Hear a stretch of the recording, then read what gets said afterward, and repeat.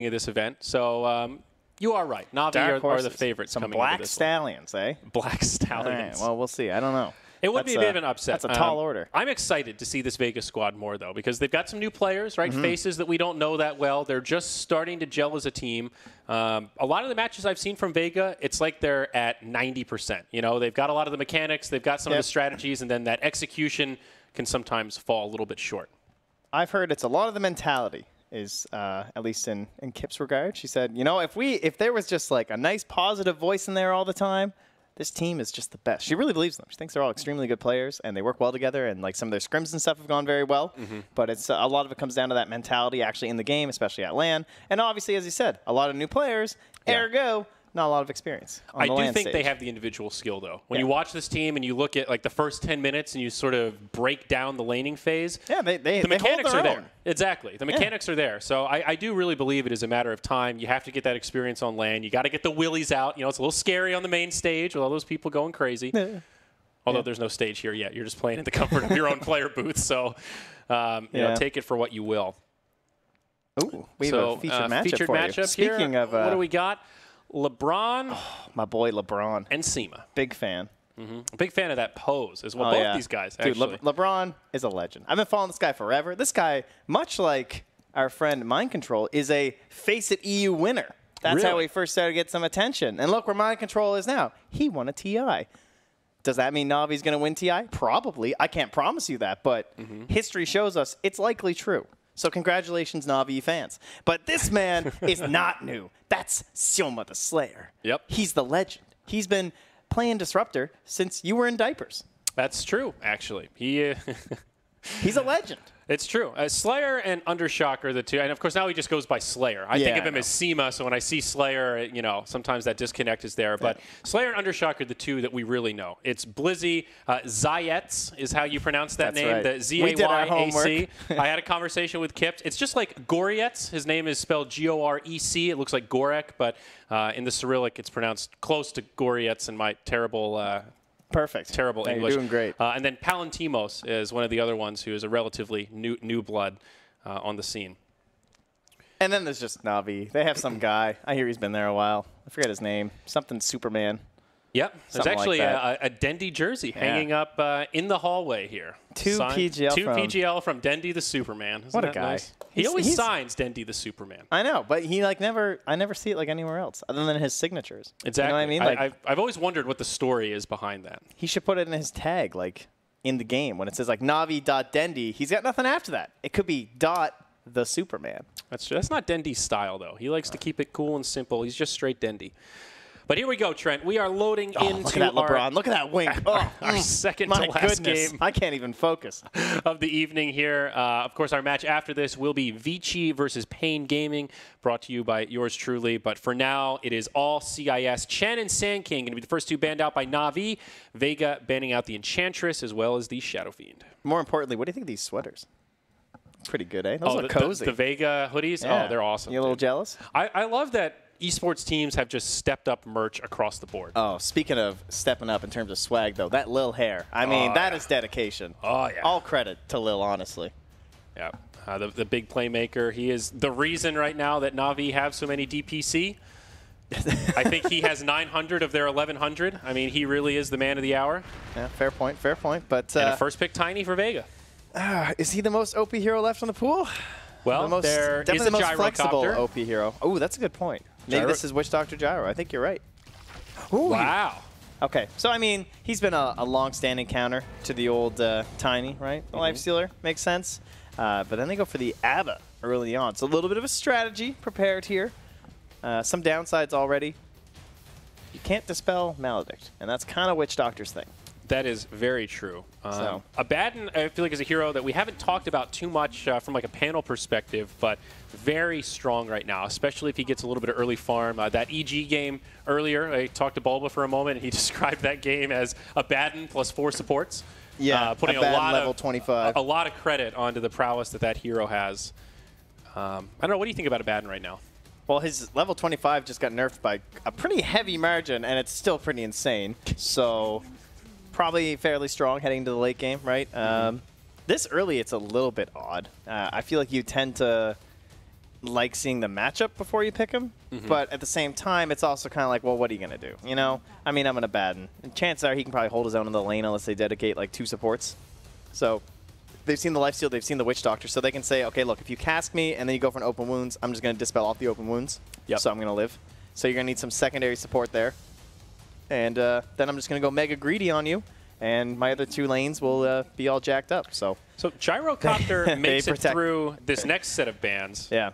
Do you think he can still work with either of these lineups? I don't think you really want to run a Lifesteal or Gyro together, but could still be an option for Vega. As long as they had a mobile offlaner, it could definitely be fine for Navi, honestly. You could just do like a mid-Gyro, right? I mean, the hero's still very strong. True. It's definitely versatile enough to be able to pull that off. But there's probably better heroes, so we'll see how it goes. A lot of cores banned out here, though. Dusa, as well as the Morphling, taken out by Navi, and the OD Dragon Knight, now removed by Vega. That fits the idea of the greed, right? Because they're saying that, like, if you're going to dedicate 3 heroes to our Abaddon, we're going to have these super crazy heroes in the other 2 lanes that you really want to pressure early, but you won't be able to. So Terrorblade still fits that bill as well. Could be a solid pick for Vega. And there are certainly some questions about this Tiny still, though, right? Like, is this a Tiny safe lane? Is this a Tiny 4? That seems to be the most likely thing, which is a little awkward. What do you think about Tiny right now? He was tweaked in this last patch. It was one of those small changes, but I think that cooldown difference with the tree grab actually does hurt quite a bit. It definitely hurt him a little bit, right? Because like one of his biggest things was just like that non-stop being able to deny and also like put some damage onto you with the tree grab was really obnoxious. And I think it was a good touch. Obviously, the hero's still being picked, which is a good sign in the sense that it's like, okay, he's not like completely dumpstered yet. But quite a bit worse than he was before. 6 seconds makes a pretty big difference in the laning phase, you know. Yeah. There aren't that many minutes there. You're not hanging out in the lane for all too long, right? You can't waste any of them. It adds up, that's for sure. Navi thinking hard about this 3rd pick. Still a lot of options. They will need some sort of delivery vehicle for the Lifestealer. But for now, it is the Doombringer. Okay. Good anti-Abba hero. Also pretty good against Tiny, right? If you go for the Agnum Scepter or something like that, it just all of that stuff with the SAS resistance because it gets like lowered down quicker. You can take the damage faster. Yeah. Those shenanigans. I like it. Flexibility as well. Where are you expecting this Doom to go position-wise? Roaming 4, or you think this is more likely an offlaner? Probably an offlaner with a greedy 4, I would say. Something that they can both kind of benefit from playing aggressive, and maybe Doom heads in the jungle, and the 4 can do a little bit in the lane later on. It's not a conventional delivery vehicle for the Lifestealer, but it can definitely work. You know, occasionally you see like a Shadow Blade Doom, and you can do some infest gank kind of nonsense with those 2.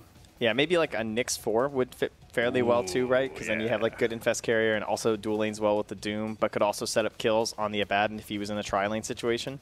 So he could kind of rotate in between those 2 lanes fairly well. Wouldn't mind that. But that only really works if the next hero is something that Nyx likes playing against. It's going to be an IO. Witch Doctor likes playing against that. But this is definitely some strats coming out from Vega now. We're starting to see some shape here. This might be an IO Abba in the same vein of like IO Beastmaster kind of shenanigans where you're just like running at people and constantly harassing. Okay. That seems kind of scary. And or, you know, it also could just be, hey, I hear this combo of IO Tiny was okay at one point. It is definitely the old classic. Not that good anymore. So I'm thinking it's more like IO Abba. It's a little bit of a scary Wisp pick for me, honestly. You mentioned Witch Doctor. He is one of the go-to counter supports against Wisp. If you're tethered up, you're probably going to be getting some cask bounces.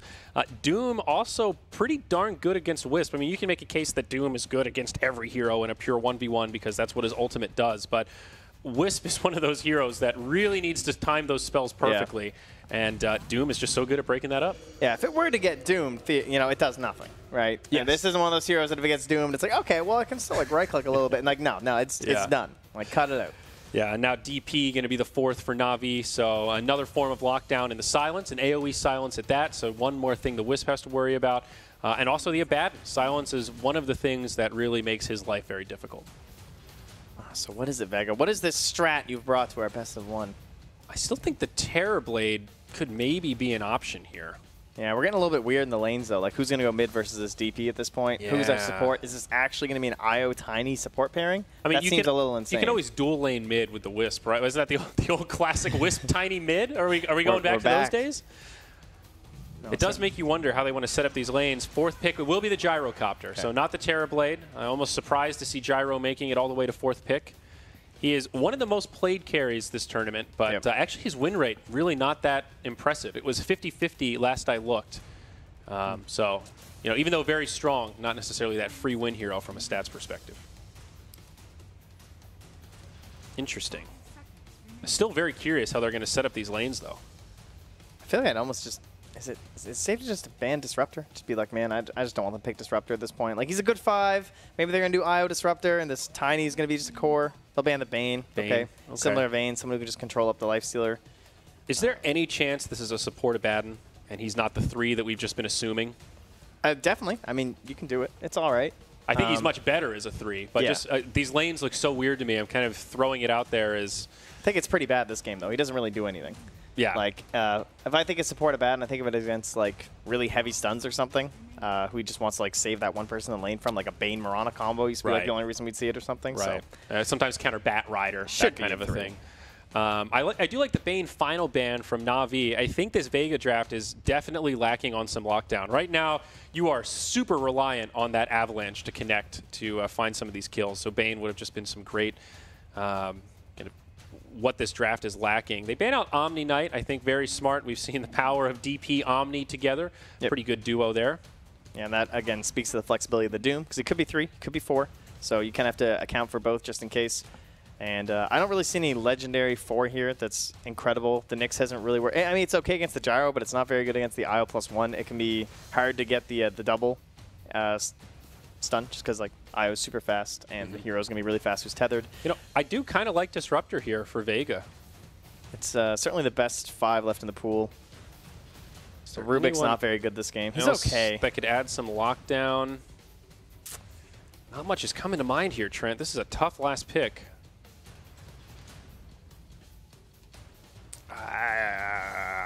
Every hero I look at, I think, no, that's not good. CM, no, probably not. Rasta, probably not. I mean, Lion could work. I mean, Lion will definitely give them some crowd controls, a little bit of extra burst damage. It's just so awkward with their lanes right now. Like, it feels like they need sort of a bruiser. You know, Lion Wisp is such a frail support duo. I mean, is Ogre an option? Like somebody that can be in the front lines, Bloodlust up the Gyro and the Tiny? I don't think they need a bruiser. I don't care what they pick, honestly. They can pick pretty much any 5. I don't think it's going to make a big difference here.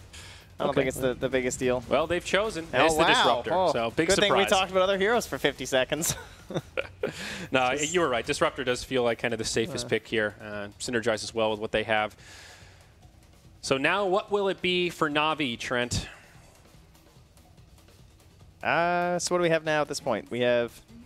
It's either going to be a 3 or a 4, depending on what they want to do with the Doom. And who are they laning into? They have the possibilities of... It's probably going to be IO +1 mid. So it could be a Tiny or an Abba or a Gyro in the safe lane, obviously. So you don't really know exactly what core you're going to be going into. But none of them are too scary. You just want some nice tanky duo who can fight against Disruptor +1. Disruptor hates 2 heroes, so... Maybe they should grab the Ogre. No Ogre, though. Yeah, not the hero. And they've decided it will be the Tidehunter. Nice. So it looks like it will be the position for Doom moving around, and now it will be Tidehunter to take the off lane. Okay. Sounds good. I think we've probably reached the point, honestly, where the support Doom's actually more common. So. Yep. It's going to be Lil that grabs the Doom. So big expectations there with those rotations. I like the Tide last pick. Also very good against Wisp. You know, again, same logic as the Witch Doctor. You're usually pretty close to each other, so you can hit multiple heroes with the Ravage. Pretty solid. Which draft are you favoring here? Do you have faith in this Vega draft, Trent? Can they do it with the Wisp? I don't know how I feel about just like the general laning. I don't know. It feels kind of awkward, doesn't it? Like, it does feel like a game where they could just lose the lanes and it could all fall apart way too quick for Vega. The Tiny got picked so early that I feel like he's going to have a really hard time early in terms of, like, he can't do anything. Like, let's say you wanted to try and, like, combo someone down quickly with, like, an Avatos combo or something. Look at these heroes.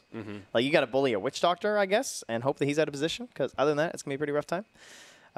So, overall, I definitely favor Navi as a team, as well as the Navi draft. So I think their draft has a lot more control. That's the thing that I'm going at. You've got Cask bouncing around. You've got Doom. He could even have the Centaur Stomp on top of that, the silence from the DP, plus the big Ravage. Vega's very reliant on this Avalanche still. I mean, now you have the Disruptor, so you have that Kinetic Field, Static Storm, Glimpse combo, which will definitely help you find kills. But in these longer, drawn-out team fights, there's just a lot more spammable control on the side of Navi. Vega isn't chained by cooldowns, though, which is something that is going to happen. They have DP as well as Tide for Navi, so there are some issues there if they screw up one of the fights or something. That's a really good point. They also have good punish in terms of winning a fight because we have heavy base objective taking just from the, honestly, ABBA helps a lot, and then the IO too. I feel like it's very hard to fight around cooldowns, though. Like, in theory, that sounds great. Like, okay, Ravage is down. Okay, Exorcism's down. Let's push. But in practice, at this level, it's really, really hard for teams to actually seize the moment in those really small windows of time.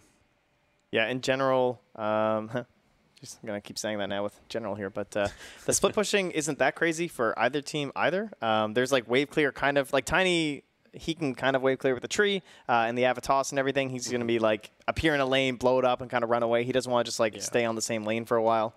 And then in terms of Navi, you've got Tide who just parks himself somewhere, which is going to be pretty irritating for Vega because I feel like they're going to want to just like set up and like push into a structure, but it's going to be difficult with Tide there because he's just going to like gush the wave and pull it back. And then if they dive into the tower, he can Ravage when the TPs come through. I also think General is going to have a pretty good laning phase. They don't really have great heroes to completely zone out the Tide in the lane. You know, Disruptor, Wisp, and whether it's Gyro or Tiny in the safe lane, I would expect General to get some pretty decent experience early on and maybe find a little bit of farm.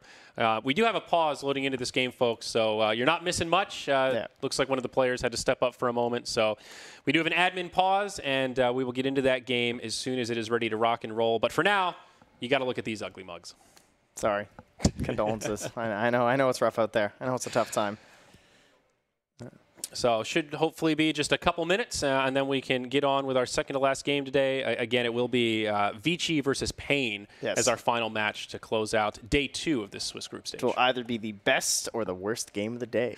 Find out after this. Yeah, that one definitely pretty heavy favorites for Vici there. But I want to see this Pain lineup with Weehaw do something. You know, we've only seen one game out of them, and I have some hope, though, Trent. You know, well, I really do. They will do something.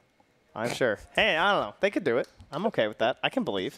Okay, so while we have a moment here, Trent, broad strokes, how you feeling about this group stage? We're almost at the end of day 2 of this major. Overall thoughts, what are you thinking? What's the gut read? It's My gut read is Rapier, dude. How many fucking Rapiers have we seen this tournament? I thought you were talking about like the format. Well, I just meant in general, but that has been the standout statistic for me. Yeah, there have been a lot. What, like 40% of the games have had Rapiers or something like that? That's definitely not true. 30%? I mean, make up a number here, Trent. You used to be a stats guy. They're like 4 Rapiers? I think it's been more than that. I think we've had more than 4. I haven't counted. Well, I'm sure Knoxville is already working on a tweet now. I mean, one of those to correct us. games had 2 Rapiers, so I hope your numbers aren't getting messed up here. Hey, that's 2 Rapiers, bro. Come on. Yeah, but that's in one game. Oh, so in terms of your percent of games with a Rapier. All right. Lay off on the NA math flames, all right? I went to business school, not math school, Trent. Yeah, but, community questions? Do we have another one? Oh, good. Well, sure. Good. Production didn't like our fill, so they're going to throw us with a question. Which is the most dangerous underdog to face in a best of 1? Pitbull. I would not take those odds. I will pass. All right, well, first off, we need to define our underdogs. Yeah, that's why I'm kind of... Vega, Pain. Who else here is in that tier? They are by far the biggest underdogs. Looking at the rest of the list. Is that it? Is that how hard we're slamming those 2 teams right? We can't come up with one more out of 16? Well, I don't want to... Okay, and those are the 2 underdogs. Oh, they're right there. Okay, so, I mean, but I don't want to slam. You know, like complexity kind of comes to mind, but I don't really think they're an underdog. God, jeez, all right. Well, who else is there? Literally, I'm looking at the list of teams. Optic, they're not underdogs. TNC, they're not underdogs. VGJ Thunder, I wouldn't really call them underdogs either. Slim Slam. These are our 2 underdogs. So Pain and so who is the most dangerous at Vega? I guess it's Vega. All right, congratulations, Vega. You won something. It's Vega. I mean, I think CIS teams in general have a reputation for being relatively aggressive, you know, if you were to compare regional play styles. Yeah. So generally speaking, I would favor CIS teams as best of 1. They like to do things a little unorthodox. They tend to thrive a little more in those chaotic games. But that's a really broad stroke statement. Yeah. And Pain has a stand-in, which is always going to be a factor that makes it more difficult. Also a good point. So, another question. Another community question? What do we got here? Most games of Dota you have played in a single day. Oh, man. I think mine's 15 or 16. Yeah, I think I'm like 13. I think I lost 200 MMR that day, but it was still 16 games. It was pretty brutal. Well, folks, we have a resume. So the fill is over, and we're going to hop into this game, the CIS showdown of Navi versus Vega. Let's see if the underdogs can do it, or if Navi will take a win, as many of you at home are expecting they will. I'm really excited for this matchup, though, Trent. I love these regional matchups, especially on LAN. I couldn't be more excited, my friend. Could not be more excited. Well, Undershock looks like he's probably going to get a little bit of help in the mid lane here, judging by his items. So it is going to be the old IO Tiny mid, the classic. We're going to be chucking some creeps, refilling the mana, chucking more creeps, refilling the mana, and then he might chuck another creep. Pretty much how she goes. Maybe chuck a DP in there somewhere. Yeah, but Zayats does have the Arcana, Trent, and that is the sign of a truly dedicated Wisp player. Cannot be bought on the market. If you have this item, you knew that you were dedicated to Wisp. I appreciate that. No, you just bought compendium levels like all of us. I mean, come on. What are you talking about How here? dare you, Trent? Yeah. Well, anything surprising out of these lanes, Undershock will be the one to grab the Tiny, so it will be a Tiny mid.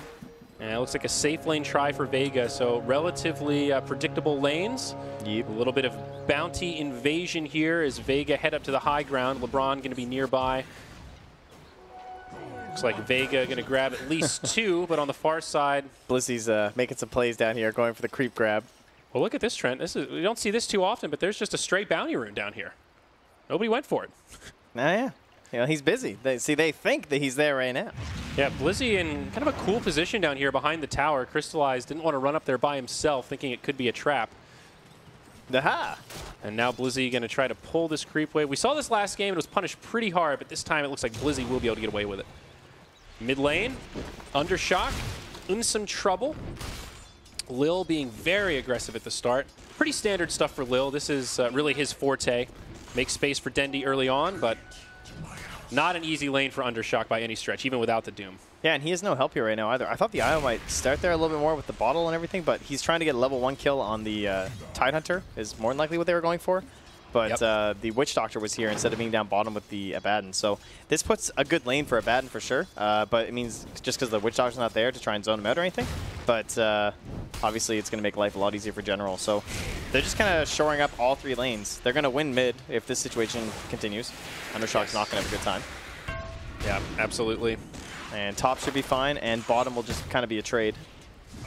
Which I think favors Navi. I mean, yeah, definitely. Yeah, you don't want to let the Abaddon get too much free farm, but Crystallize very happy to have a fairly passive laner like that in this context. Looks like Lil is going to rotate into the jungle. He's going to find himself one of those alpha wolves, so he'll have some pretty decent right-click damage.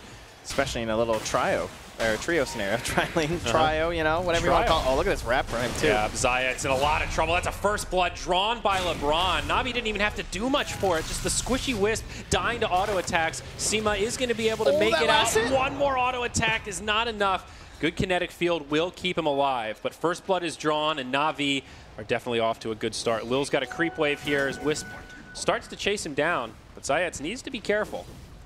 0 armor, he cannot take a lot of right clicks. Yeah, gonna be a lot of action up top here.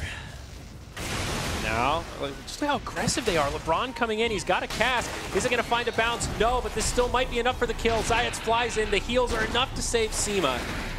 They're hanging on for now, but now Seema coming back in as they want to try to finish off LeBron. The kinetic field locking him in place. He's got the Voodoo Restoration, but the heal is not sufficient.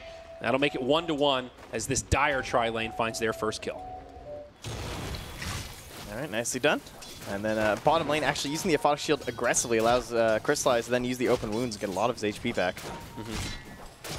Yeah, Baden kind of holding his own. He's got 10 last hits compared to the 16 of Crystallize. You definitely expect the Lifestealer to farm better in this matchup, but all things considered, I think Blizzy's fairly happy with this.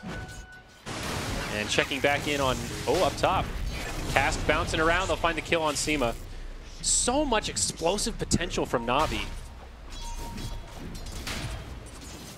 Yeah, in mid lane, it's just like Undershock. Yeah, he's a little bit of level advantage because of the dual laning at first, but I don't know. I mean, he's actually not getting out CS that much though. It's 12 to 15. It's Tiny's hanging in there. Yeah, I guess as long as because what happens if DP starts to go for a Siphon play or something, he'll just get thrown back. So Dendy doesn't have a lot of options without a rotation, but there's certainly a threat there. And Gyro now being ran down again. Yep. Palantimos in a lot of trouble. He will survive. Lil has picked up the big Satyr, so he has Shockwave for extra damage, but almost more importantly, that Unholy Aura. 5.5 regen in an Aura for his teammates. It's amazing in these try-on-try situations. Wisp, uh-oh. They kind of bait him looking for the rune. He does tether back to Seema. But zoning him out from these runes is just so important, right? Yeah. You cannot let him refill that bottle. Yeah, the empty bottle. Lil's going to pick it up. Seems like Navi know exactly what they need to do here. Little counter ward action, so that will be a victory for the Disruptor to try to maintain a little more control in this try-on-try environment. And all Zayats can do is just hope there's a rune there, but there is not. And they do not have a ward on the bottom lane. The Radiant know that there's an invis down there. And looks like Zayats is just going all the way down, hoping for it. And he will get it. It's going to be quite fortunate. Yeah. Small stroke of luck there, the invisibility. They just, I mean, they know that Crystallize hasn't left, so. Oh, is he? No. Okay. Long walk to not get the rune. That's really unfortunate. Okay. Where are you going? Well, Lil, level 3. He has his Tranquil Boots already on the Doom, and he's now picked up one of those Wild Wing Rippers. And we may see him try to be sort of annoying with that Tornado, but it is pretty mana inefficient. Even just having that Toughness Aura is pretty nice, makes the Doom fairly beefy in these early levels. Did Zayats really leave that rune just to get off that double stack in the jungle? I mean, if so, I'm impressed, but that seems a little crazy. Anyway, with that rune. Up top, Witch Doctor taking a lot of damage. Palantimos laying in with the Rocket Barrage, and it will be enough for the kill. He does get caught by the Maledict, but General not able to return too much damage. And that'll just be a freebie there for Vega. And Lil went bottom with the Invis and was able to just force a TP and many HPs out of old Blizzy. So he's back to the Shrine. Definitely feeling Lil's impact in this early game, no doubt about that. Be interesting to see what Navi does with this off lane now, if they just leave General on his own to try and leech some XP and just put pressure on, or if they will continue to commit to this dual lane. Looks like LeBron is headed back up top on the Witch Doctor. Putting a lot of priority on pressuring that Gyro, and you can see it on the net worth. Lifestealer about 500 ahead of the safe lane Gyro. Definitely shows the power of Tiny, though, this hero, even with that nerf with the tree grab. If anything, mid's a little bit better now, because sometimes it can be a little bit harder to grab the tree either way, but it doesn't matter too much for him. He can lane up against someone like DP. It's kind of crazy. Very impressed the old broken hero. With Undershock's ability to maintain presence in this lane. Slayer, however, going to walk into LeBron and Lil, the roaming duo looking for a kill. And I think they're going to find it. The kinetic field comes, but no, the Shrine's right there, and Palantimos actually TPs in. It's a rotation from mid, and they chuck LeBron over to the Shrine, and they turn it the other way. It does take 4 heroes from Vega to rotate through, but they do prevent the gank and get one the other way. Yeah, it's okay. A little bit of a quick rotation. At least the goal went to Tiny, so I think you want to accelerate him, get him into the treads, and probably the Shadow Blade this game. I like that Palantimos just TP'd right away. You know, some carries might have been tempted to just sit in lane and continue farming through that, but finding a kill and also keeping his Disruptor alive. Now General taking a lot of damage from the Rocket Barrage. It's up in just a couple seconds. Now the glimpse back into the kinetic field, but these creeps are going to be nearby, and that'll absorb enough of the damage that General stays relatively healthy. Yeah, 9 charges left on the stick as well. Salve, Tango, he is not going anywhere anytime soon. Yep. And bottom lane, Blizzy has the ulti, so should be okay here. They'll try to chase him down. Lil does have another Infernal Blade. That'll be the end of the borrowed time, and yeah, he's just going to head back to the high ground. Yeah, with another Aphotic Shield ready, they know it's not really worth it. And Zayat's now here with his buddy, the old Tiny. Yeah. But can they even make a play happen? 960 total HP for old Dendy. It's pretty tough. Dendy, relatively tanky. He's got the double null talisman. He's now got the phase boots on the way. Definitely not an easy target to bring down. Now in the bottom lane, though, more pressure onto Blizzy. They know he doesn't have the borrowed time. They won't be able to finish him off, but starting to really zone out this Abaddon. Seems like Lil spending more and more time in this bottom lane to babysit the Lifestealer. Also, Helm of the Dominator. First item on Blizzy, now completed. Lil also just doing an incredible job controlling runes. He's going to stand on top, denies it from Blizzy. Oh, however, this time Wisp will also get one of the bounty runes. Up top, call down, going to go on to General. Big damage coming in onto this Tidehunter. Homing Missile will connect, and there will not be enough to save him. Cass going to start bouncing around, though. The glimpse back from the TP, and LeBron will have no choice but to hide under the tower. This safe lane try for Vega actually working out pretty well. Yeah, down bottom, Undershock running on the low. Gets the big old tree hit. Double damage on Tiny is just too much. Okay. Vega kind of erupting here, Trent. Navi are still holding on to a very small gold lead, but it's Vega that seemed to kind of be taking control of the map a bit more. It's still pretty low. Doesn't have anything again. No runes to bottle up. Really does feel like a poverty wisp. Oh, he's south. All right, he's good. Never mind. So it's okay. What are we going to do now, though? We're still waiting on this exorcism to be used by Denny. Oh, Ravage up top. They are going to connect on the Wisp. He tries to tether away. He might still be able to live. No. Anchor Smash is there. LeBron on the other side taking a lot of damage as Undershock now rotates in. The toss will find that kill. They go 1 for 1, support for support, but now Tide glimpsed back up. Another Anchor Smash that does not mitigate Rocket Barrage damage. And he is going to get brought down. Another kinetic field nicely placed. Double kill for Undershock's Tiny.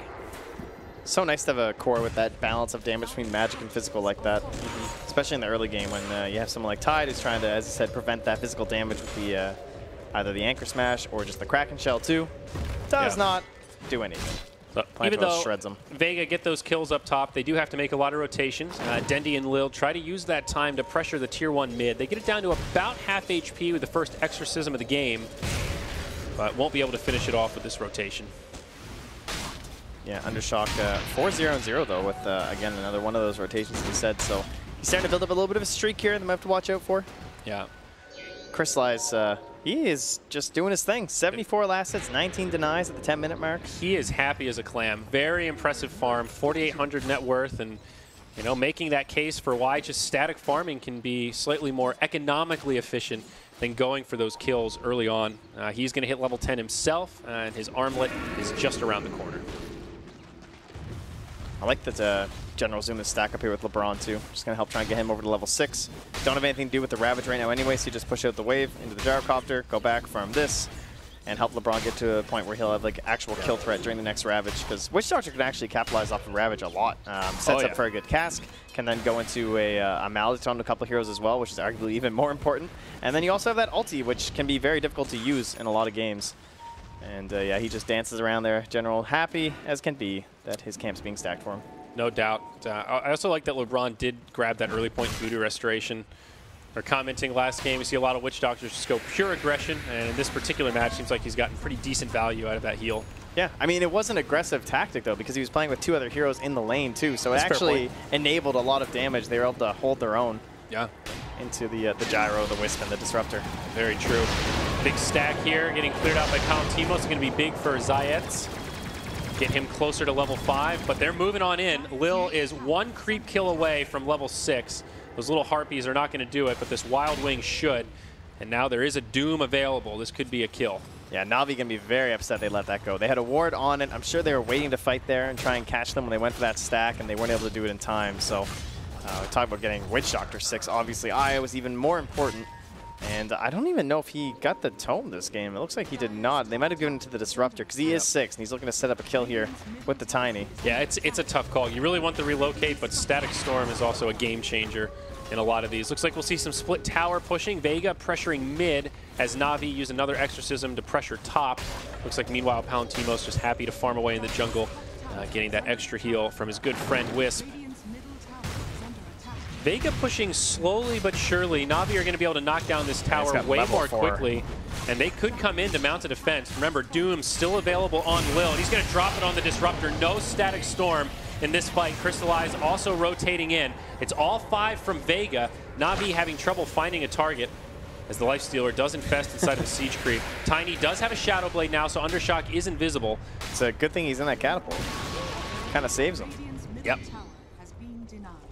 And they will have to go for the deny. So he was kind of forced to go for the Doom on the Disruptor, just because then he's going to glimpse these people back and come for the TPs. But honestly, he might have wanted to just try and glimpse a core in an ideal situation. So try and Doom a core, rather. So probably a little upset about that. It was a tough call. It did break up the fight, though, and in the end, Navi finished off the tower up top that Dendy got extra gold for, and then they denied that tower mid. So Still an advantage going to Navi, even though they were undoubtedly hoping for more. I feel like Vega are doing a really good job managing their economy, though. It seems like Palantimos is constantly just taking down stacks. His supports have done a really good job beefing up this jungle for him. Oh, Zayats. Uh-oh. That's not great. Ogres, dude. Those little ogres, he's stuck on the low ground. He's kind of healing up here. He's fine. Okay. Yeah, he's got stick charges, too. He's just getting beat up. However, Dendi, in a rotate in, Zayats will use the shrine, so he will heal up. Okay, they got bottom, though. They're rotating back. Lil hungry for a wisp, but tethered down to the low ground. Be all right. Crystallized in a very aggressive position. He does have this armlet now, so it seems this Lifestealer is ready to try and fight if the opportunity strikes. Undershock with the Shadow Blade. He's going to rotate in. He might be able to catch General here. A Haste Rune. Glimpse now onto General. He's going to be stuck in the Roche pick. Static Storm, Kinetic Field. No Ravage to reset. Can't even get a deny at Roche. It's a nice pick off, and Zayats gets that bonus gold. Nicely done there. Almost his level 6 now. That's a good pick off. Honestly, I was kind of worried. I'm just like, oh man, he's still not 6, but like, what would he even do if they had 6 right now? The only thing they could do is they could split push a little bit more, but there's just so much gold stacked inside their own jungle that wouldn't even benefit them, honestly, so it's kind of fine. Yep. So he wanders around to get another Bandy Rune. Sadly, no experience. Oh, hard day. Blizzy on this Abaddon. Haven't checked in on him recently, but has the phase boots now and has the Radiance queued up. Feels like pretty much the standard build on Abaddon these days, but always this window where you're pooling all of this unreliable gold. Yeah, also means he doesn't really want to fight during that window too, which could get a little bit awkward, but Atani and Gyro are also quite happy with farming.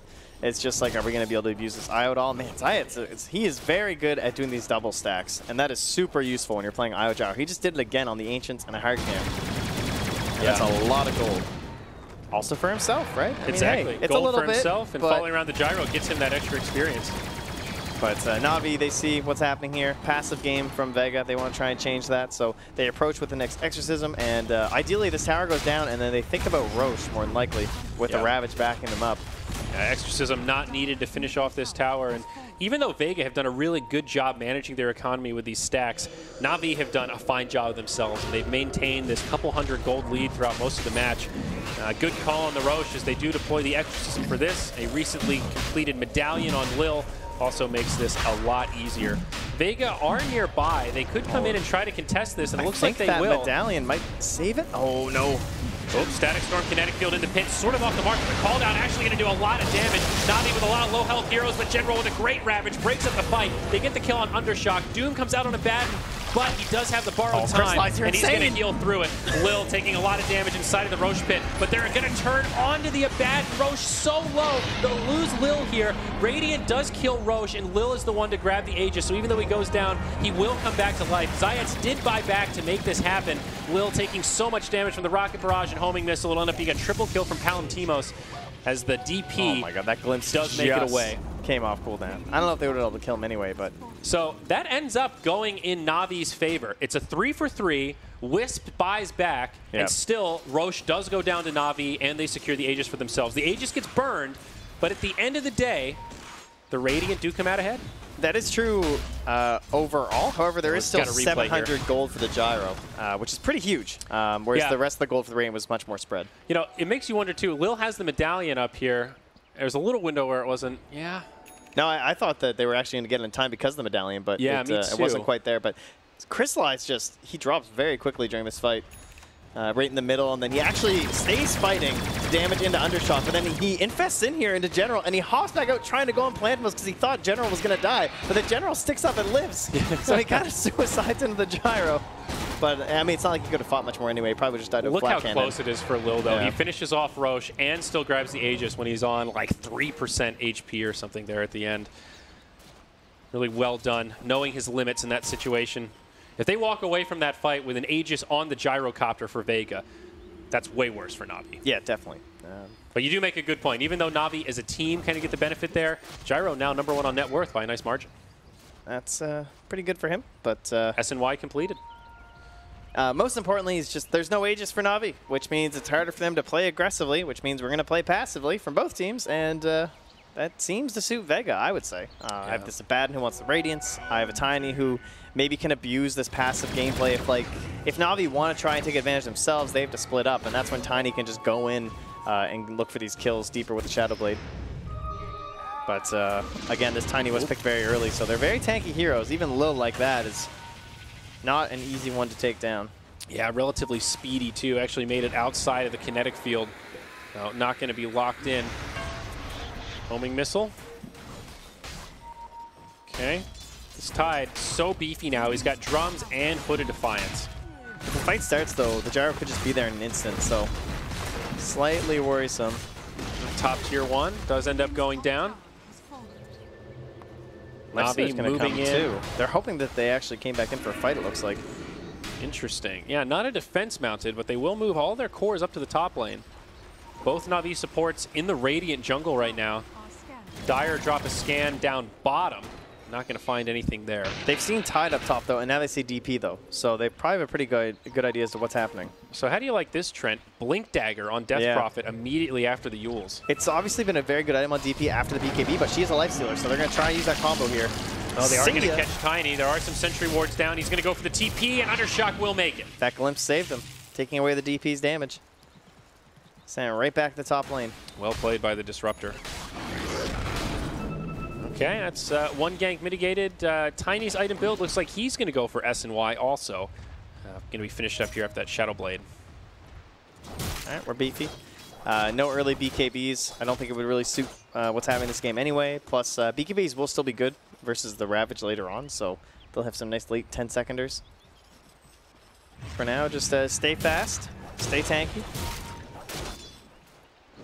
And another clump of Navi heroes down bottom. Once more, though, they don't have this Aegis. You can just imagine how much better these pushes would be, how much more aggressive their posturing could be. And good vision set up here from Vega before this fight starts. If they want to take it, it's certainly an option, but even with the 4, it looks like this tower is a bit too low. I mean, they have to relocate. This is very tempting. Tough call to make. Oh, it looks so good. Come on. Well, Dendy going to pop the Exorcism now. They will commit to this tower. Undershock hiding on the side. And he's still just going to keep his position secret. Maybe cancel TPs. Zayat's up top. Still not using the relocate. It'll be the Tide that TP's in to try to defend that tier 2 tower. And now Dendy's just going to TP mid. So there won't be a team fight here. Undershock with the Shadow Blade on, though. Possibly looking for a gank attempt as Lil, spamming out that Shadow Amulet, will just TP home himself. We can't quite find anything. Yeah, we were talking about, though, the potential for Doom to grab a Shadow Blade. Does make him a nice Infest Bomb carrier, and Doom Lifestealer definitely can find kills in those 2v1 scenarios. See if they can find any. Because it's a clumped up Vega Squadron as they smoke up for somebody to take down. Also very close to the Radiant. So we talked about this window where the Abaddon might want to be a little more passive, but after that Roche, it seems Navi haven't been able to crank up that aggression. He's under a ward here. They see where he's moving. Oh, he's about to get sandwiched. All 5 heroes of Vega heading this direction. He's got the Rage TP. Zayat's in the tree line. Yeah, you're right. They don't have any way to interrupt it. Unless they can burst him down. Undershock. Yeah, it's going to be off the mark. Now Doom comes the other way. They're going to jump on the Disruptor. Navi were ready for this. They do initiate onto Blizzy as well. There's the borrowed time. DP's going to get away for now, but the Death Ward comes out. Palantimos comes back in. They toss the Tomb Disruptor forward. That'll be the end of him. Now Blizzy very low. He's going to be the target of choice if they can lock on him, but instead it's Undershock. They've got the dust. He's going to go down on the back line. It's a 2-0. The rest of Vega maybe going to make it out. Zayat's with a tether. He will make it across to Palantimos, who's popped that shrine. But Navi were ready and waiting for that. The bait was real. I've been that Disruptor. That's the sad life. You are useless. You're going to die anyway. I'm just going to throw you in. Blizzy gets a little greedy, goes to farm those neutrals, and they do catch him with a relocate. It'll save him. However, this could cost Wisp his life. He might be able to. No, Navi just let it go. Okay. Yeah. All right. Well, still good for Navi. I guess Gyrocopter doesn't die. He's still #1 on net worth. Very, well, not very close, but getting close to the Scotty. Well, it was a good setup from Navi. A little bit of a bait, perhaps, with Crystallize. I mean, he was playing very aggressively, so Vega might have suspected something, but they couldn't get the burst down in time, didn't connect on anything. Very quick on the Rage before the Avalanche could come out. And they're set up for the tower. Blizzy had a creep there with the Aphotic Shield. Will said, oh, thanks. I'll just eat that. Crystallize now on the run. Rage TP. Yep, that'll work. Yeah, of course, Tiny no longer able to throw magic immune units. Yeah. And now a Desolator on the way for Crystallize. So got a replay here from this up top. Looked like an okay setup onto Crystallize, but unfortunately the Disruptor, I mean, if he didn't cast those spells, he would have been doomed anyway, so he does get the ultimate off, but really a non-factor in that fight. He just throws the Disruptor. That was a bit rude, wasn't it? It sure was.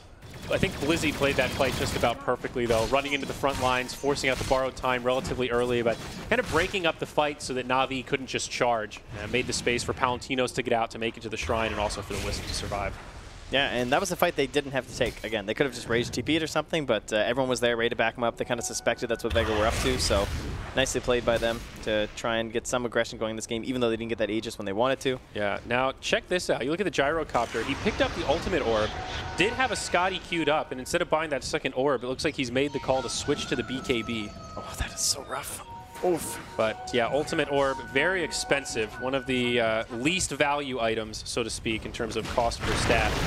But here we go. Down bottom, Undershot gets an initiation. Slayer with a good static storm kinetic field, and now they relocate from Wisp. Crystallize getting very low with the Ravage. Secures the kill on Zayats, and now Crystallize is going to do what little he can. They go 1 for 1. The end of the day, not ideal for Navi, but they were outnumbered, and at least he's able to trade. That will secure his Desolator. And Plantimos, he can just straight up buy the BKB now. So is he going to do the SMY first? Or nope. Or do you mean like break the SMY and get Manta? Nope. Looks like he's committed to the BKB. Okay. Just needs another creep kill. He'll have the recipe, and then Magic Immunity will be realized. And now, finally, that Radiance comes out on Abaddon, maybe a little bit later than he would have liked, but 2 massive teamfight items for Vega. Yeah, it actually doesn't hurt him that much. They went for the ultimate orb. He's just recognizing, you know what, I really can't get stuck in these Ravages. Like, if my team is Ravaged, I need to be BKB'd and pumping out damage that pushes them back from me. Yeah, it's not the end of the world to have that ultimate orb. It's not like it's useless, right? He's got the Scotty queued up again, so he'll definitely be able to make good use of it. In the end, not even really going to slow down that BKB timing all too much. He'll have it for this next team fight as Vega group up. They put down the Sentry Ward, and they smoke. But, oh, gosh, Trent, there was a Radiant Observer right there, just out of the range of the Sentry. I think Navi saw this, and they will be ready. I don't think they can capitalize on it, though, honestly. Like, they don't have Ravage. So, well, they're going to try and go into it, but... I think it's more that just Navi won't get caught here with this smoke. But Roche will totally make it worth it if Vega can do this. 10-second BKB for Dendi. This is huge. Needs a big silence. Well, Tidehunter goes in. Static Storm Kinetic Field to start things off. The Exorcism is well. The Doom shuts down the Tiny. He'll buy back straight away, but Palantimos trying to stand his ground. He's going to get brought down, too. The BKB's not enough. Happy to trade the support for that kill as now Blizzy is on the run. Navi steamrolling their way through this fight. The borrowed time's already been used, so it will be a kill on the Abaddon. Tiny does get dusted, and oh no.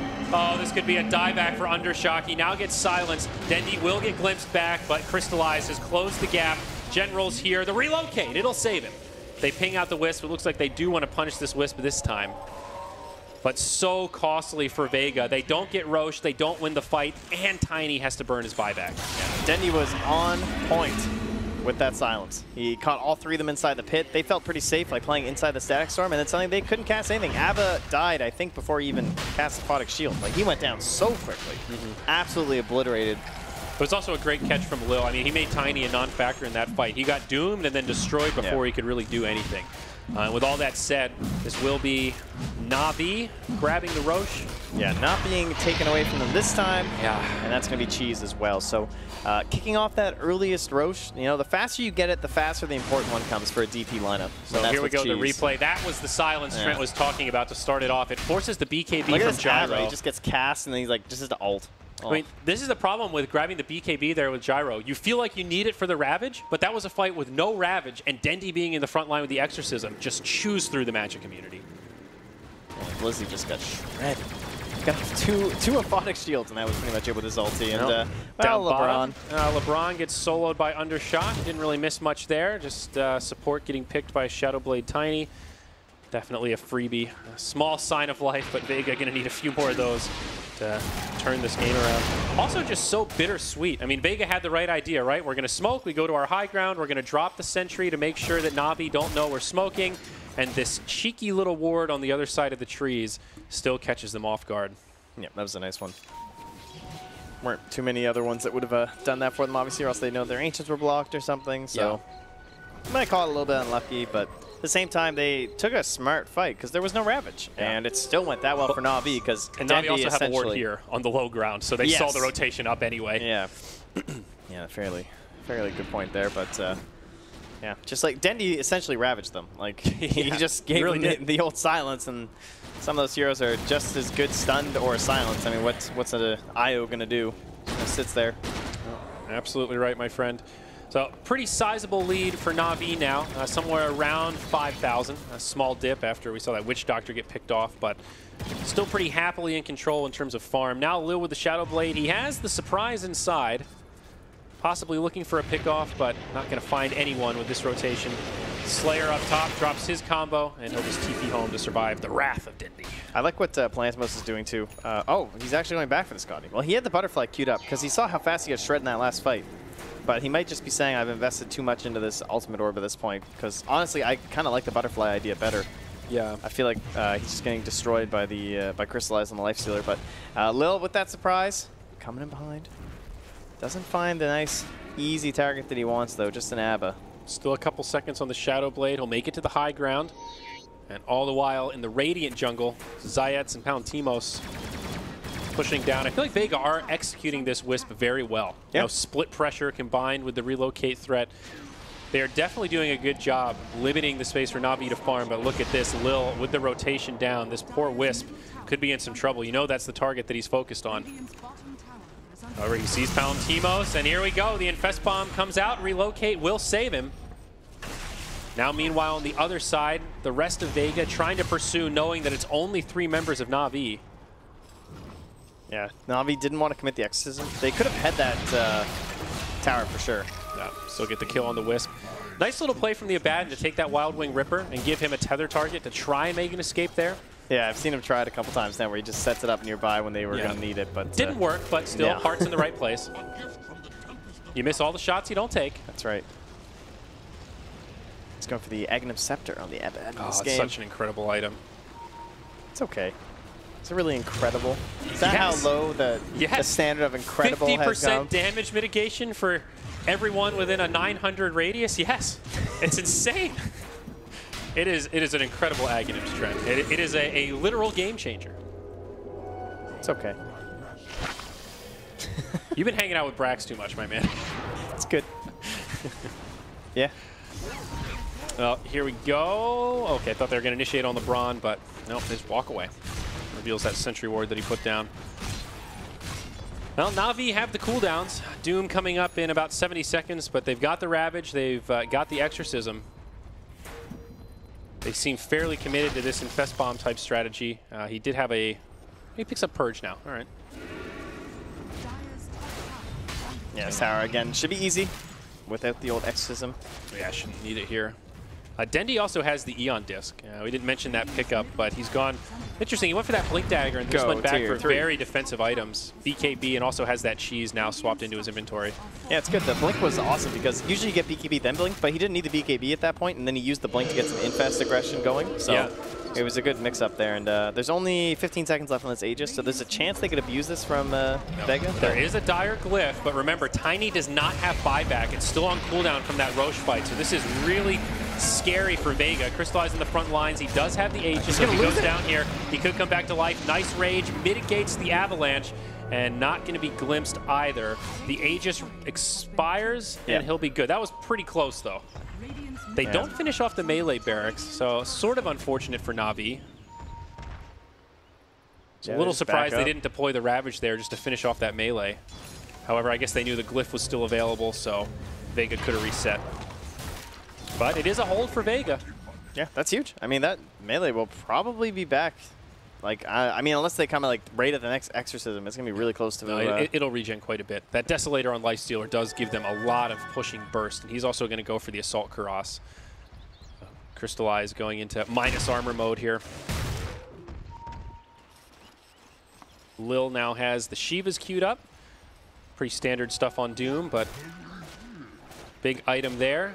And man, this Gyrocopter, very indecisive about the item build, Trent. He has taken heed to your advice. Yeah. Looks like he is going to go back for the Butterfly and just hang on to that Ultimate Orb.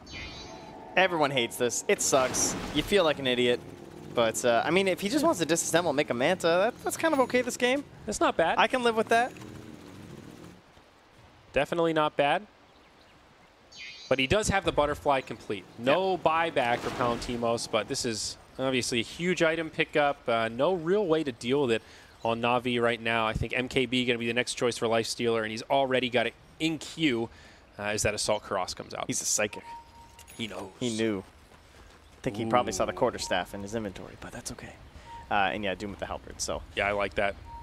Not the Shivas we were talking about, but BKBs hate him. It's Halberd. Mm-hmm.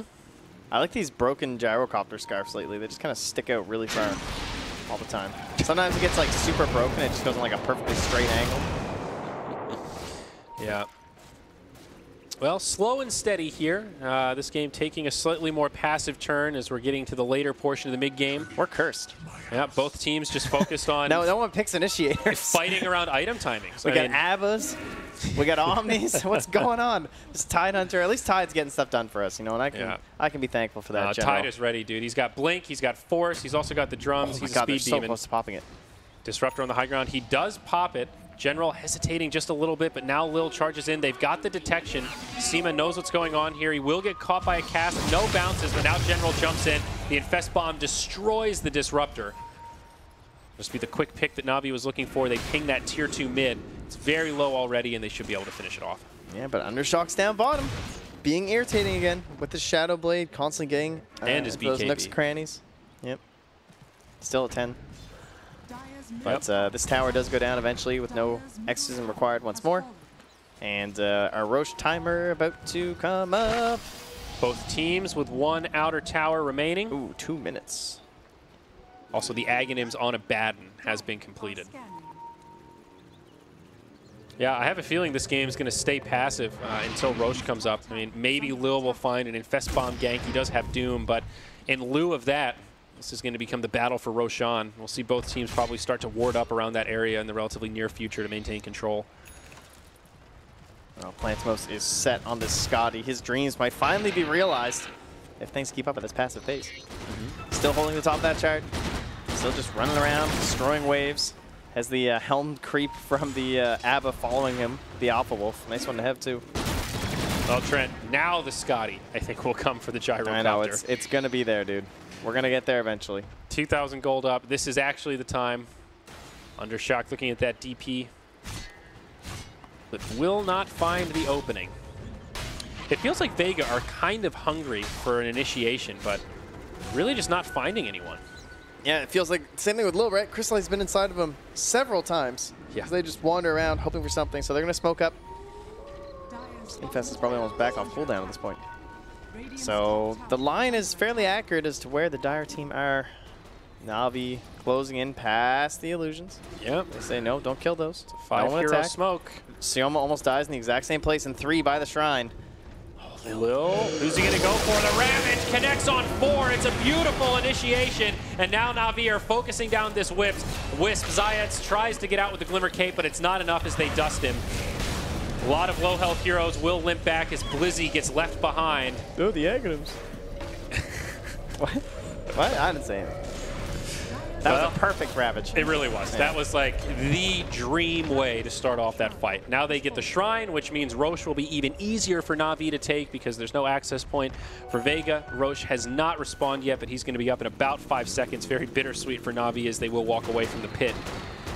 I mean, General has 2 key targets that he needs to get.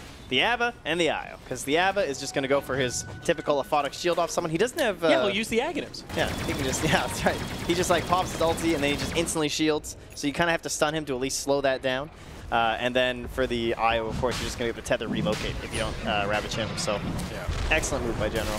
Well, Navi do scout out the Roche. They see he's respawn, and the big boy is going down quick. Medallion makes it really easy. This is, of course, the 3rd Roche, so Refresher Shard is there. This Alpha Wolf scouting things out, but absolutely no way Vega can contest this. So who will grab the Refresher Shard is my question. Looks like it will be Dendi, so we'll have the double Exorcism. Aegis going to crystallize on the Lifestealer. If it was a bit easier for Lil, we might actually give it to him, but You have a DP. It's just a bit too good, honestly. Yeah, Lil's happy to take the cheese. Yeah, he can settle. It'll be a full reset for him. I think Navi probably just want to continue farming until this MKB comes out on Crystallize. He's pretty close, just needs about 1,100 more, maybe even less for that second Javelin. And he will be able to deal with this Gyrocopter pretty effectively. Yeah, it's a real edgy game here, as no buyback for Plantimos, so he's just he's living on it. Yeah, that's the Scotty complete. Undershock has the Silver Edge as well. Does that really help him this game? Not really. Not terribly. He could just break crack and the Tide is actually pretty huge, I suppose. But they already had the Disruptor, so that's kind of what he's designed for. I wouldn't use the word huge. It does something. Hey man, it stops you from being like, he could just blow him up in a full Ava stun or something. With the help from someone else, he's not going to crack off the stun. That's true, but something tells me General is going to continue to find initiation similar to what we saw in that last fight. You know, I mean, sure, that'll give them the ability to kill Tide, but as long as Tide gets off his Ravage, I think he's pretty happy. Yeah, we'll see. Yeah, we'll see. Well, yeah, we'll see. Put some money where your mouth is. Let's talk with that Ava ultimate some more. Ava. Just you wait, bud. But more good split play from Vega. Slayer will TP home, and they'll put a little bit of pressure on. They'll shove the creep wave in, and Alpha Wolf going to come chip at this tower. Forcing Navi to always think, uh-oh, they could be pushing. Maybe we should go back and defend, and it will actually pull the Tide back to finish off this creep wave. They just don't have that, like, I don't know, that threat. Why? Shouldn't it be like a bigger threat that's like IO +1? You think that you want to be like on their buildings before someone even TP's back or something like that, but instead it's just like an Alpha. I mean, they did a serious chunk of it, so I'm certainly impressed and everything, but it just, you know, they need a lot to win this game. And I know you started our cast talking about what's been happening in a lot of these games, and I can tell you it's probably going to be another one of those. It's probably going to be Rapier Dota. I mean, what else is left for Vega, right? Like, yeah. He's got 2,000 gold right now. He's got some drums to replace. I think you're right. For Palantimos, I mean, what else? What other item could actually win this game for them? It's got to be a Rapier. Yeah. I mean, he could possibly think about a Linken's, honestly, because there's no Aegis. So. I think in the first game that Vega played, they also bought a Rapier. They bought the earliest Rapier, I believe. 34 minutes, if it I'm was not mistaken. Drums BKB Rapier, because he was having a real rough one. Knew there was only one chance. Did not turn the game around for them in that scenario, but I think it was still the right idea in the moment. And could end up being a necessity here, but it looks like this is the quote-unquote death push from Navi, the double Exorcism, the double BKB for Dendi. Aegis still up for another 2 minutes as well here for Crystallize. And the MKB in the inventory of the Lifestealer. So they'll go right for this top lane. Of course, there is a glyph for Vega.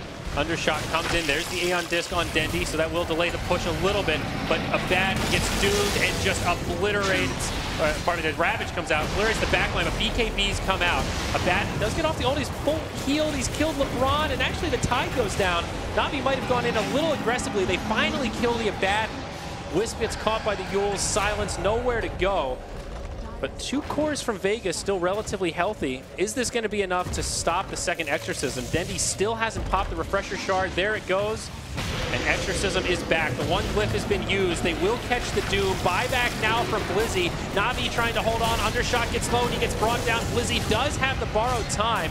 It's keeping him alive a bit longer. Crystallize getting low, but there it is. The Aegis gets utilized. Dendi with his second BKB. Still 2 putting pressure on this tier 3. All their teammates are down, and with that buyback, Crystallize and Dendi do back up. Rage will stop it. TP up in 1 second, and Crystallize will be able to make it home.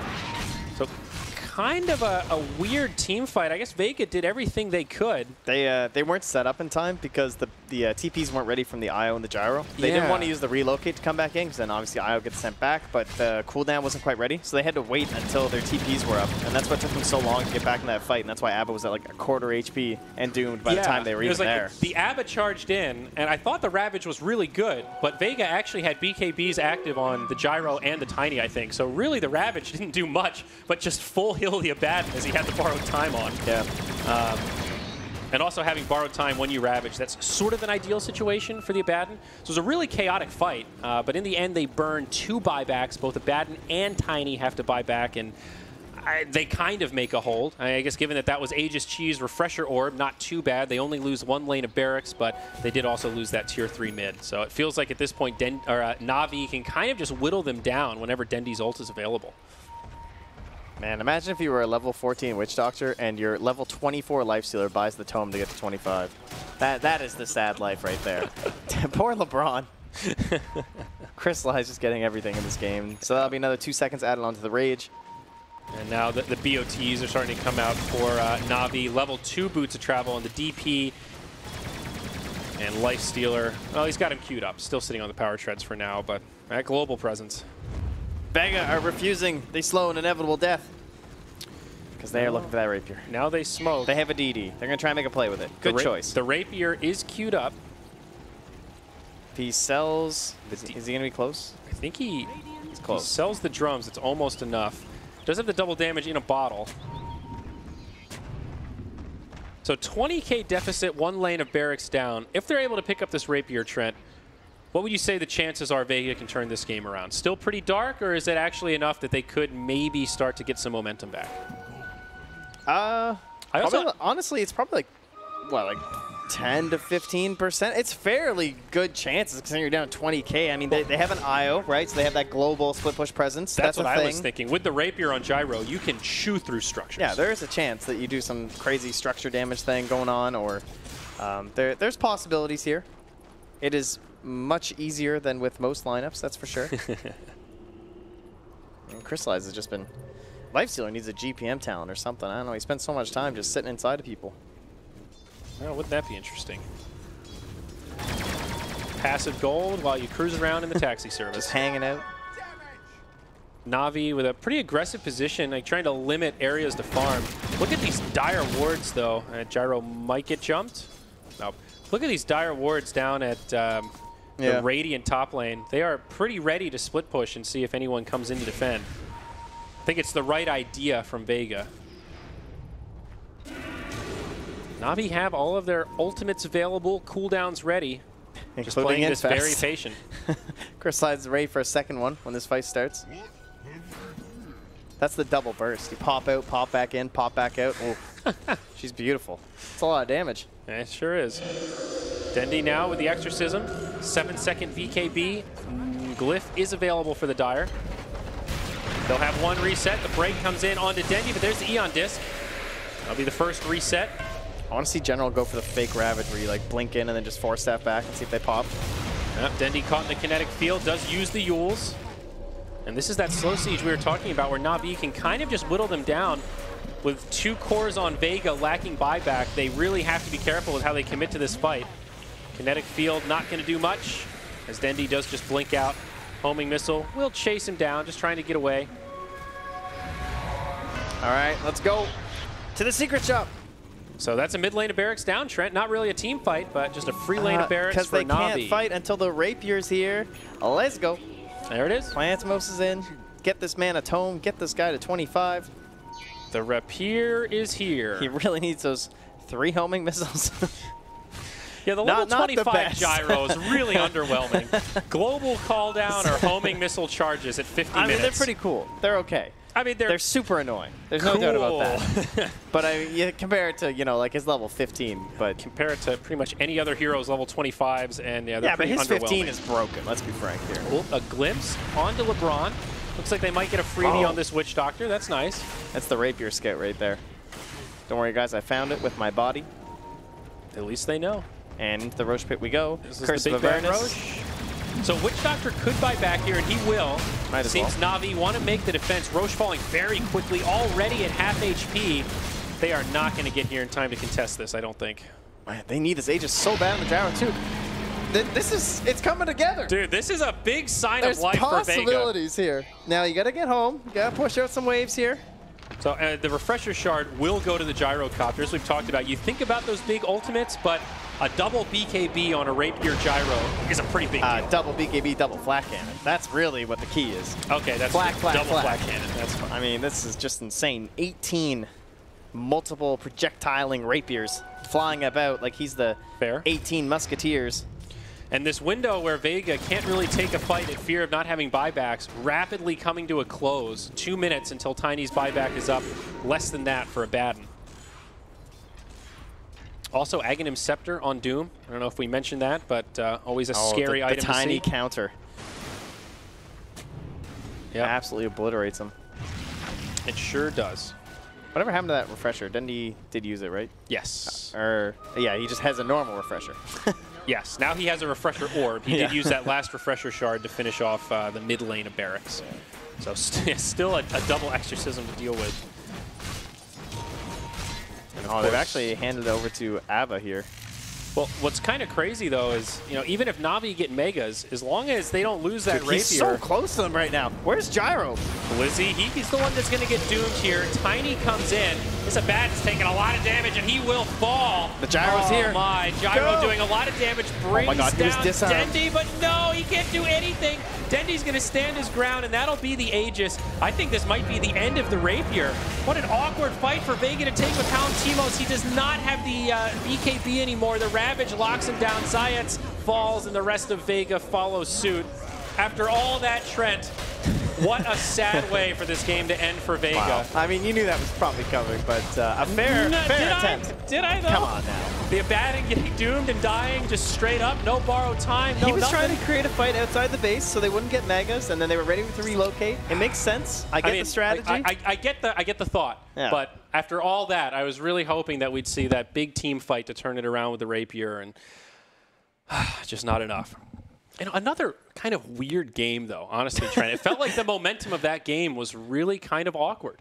Yeah, I don't know. It's not following that typical flowchart Dota. At least that's what I always call it, where it's just like, oh, now you go for this tower, and then they go for Roche, and we're looking for initiators, and they're going to smoke here and place those wards down. That kind of play wasn't really happening, honestly. It was just much more passive and laid back, and no one really crossing, doing anything. Yeah. Everyone just kind of waiting for those perfect moments, and we also saw a lot of gank attempts. I mean, how long was Lil just running around that map? He spent the whole time just running around with Crystallize inside of him, looking for Doom plays and everything. But I'm pretty sure in that last fight, he disarmed the Gyro before he got his BKB off, by the way. Which is why when he came in at that relocate, you're like, where's the damage? Hello? Is it coming through this time? So he spent the majority at the start of that last fight not doing anything. Yeah, and we're going to look at some of the highlights here. But in that last fight, I was kind of thinking that same thing. Like, wow, this Gyro's doing so much damage. Oh, wait, he's not doing anything. That's his Wisp that just died. Oh, this is an awkward team fight. So this is that first Roche, I think. Is this the one where Vega actually come in and intercept it? This could have been a moment where if Navi had finished off this Roche, they might have had the momentum to just start to close out this game. But this is when Vega are actually able to stand their ground pretty damn well. Lil with the big plays, though, in the pit. Yeah, kind of just mitigating damage. He ends up getting the last hit on Roche with just a sliver of HP. He grabs the Aegis, dies immediately, and at least prevents Vega from grabbing that second life for themselves. He does go down once he comes back up. But this was really one of the early fights that was so key to allowing Vega to stay in this game and keep it close. That triple kill for Gyro set him ahead for the next half an hour or so. I mean, it was also part of the whole strategy in Navi as well. They just kind of lost out on that, and then they weren't able to play that aggressive game, which is why the game felt a little bit odder than usual. They had to wait an extra 10 minutes, essentially, for a Roche that basically should have been theirs. Then this fight was a great take by Navi, and it was kind of an awkward initiation at first because Crystallize just rages out of what Vega were trying to achieve, and then they just get run down afterward. Yeah. They end up losing 2 here and barely escaping with the rest. Yeah, this fight, another one of the good ravages from General, but definitely had some huge initiations. Yeah. One of the key players for Navi, no doubt. So it was one of the other Roche attempts. I think this was Roche number 3. And this is the one where the Tiny ends up buying back, and it's kind of a wasted buyback, honestly. They still kind of get cleaned up. They're not able to contest the Roche, and it just eats into that economy, setting Vega further and further behind. I hate to say it, Trent, but you were kind of right about that Aghanim Scepter on the Abaddon. Did not feel the effect. What else would you... I was thinking a Force Staff or something was kind of the ideas I would have been going for, or maybe because it was awkward. He couldn't just pipe because there was a very good damage spread coming from Navi, right? You have a lot of physical from the DP and the Life Sealer. And so you can't really go that. Crimson Guard doesn't feel that great because it doesn't do anything against DP except for the +2 armor buff. Yeah. It doesn't stop those attacks. So it was just kind of what else do I buy on this hero? I think that's why he wound into it. And a lot of the best fights from Navi were very clumped and balled up. And so he was thinking, hey, my Aghanims, that does kind of make sense. So I get it. I don't think it was a terrible choice. I was just kind of being a jerk. That's all. No, don't worry about it. I agree with you. I don't know if there was a better item choice, but they just weren't able to use it to much avail. Here's where Dendi pops the Refresher Shard, able to use the second Exorcism. They get one lane of Barracks, and Well, they're able to grab a second. It's this awkward fight where only these two cores are left alive, but Dendy and Crystallize are so damn beefy that they're able to finish off the tower. They do lose their Aegis, but they force a buyback from the Abaddon even. And again, even though it's a hold, it's still very costly. This is the final fight. Abaddon not able to get off his ultimate. That Doom locks him down, and the rest of this team fight just goes so poorly.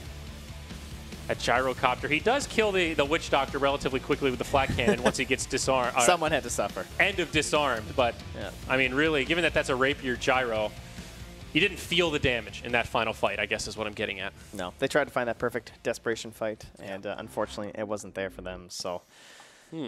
Yeah, brutal. And how about that itemization from Dendy, though? That was actually perfect. We talked about it a little bit during the game, but the blink first to help with the infest, try and get something done. Because like when you go Lifestealer, like he had a free game. He was like 74 and 19 at 11 minutes or something in terms of last hits. So everything was going perfect for him. That generally sets you up for the Radiance or the Battle Fury, and most people have been going for that lately. It's been talked about as probably like the kind of the better build. This tournament, I think we've probably seen more armlets, but if you go armlet, you want to be active. You want to get kills, and he didn't really have a natural carrier. So Dendy goes for that earlier blink dagger than usual, and then perfectly progresses from there because he never died. Yeah. Well, the great transition also is Dendy was the carrier at the beginning. He switches back to normal DP build. Then Lil gets the Shadow Blade. He becomes the carrier for the Lifestealer. So they kind of played hot potato with it, but it worked out really well. Opened up more efficiency around the map.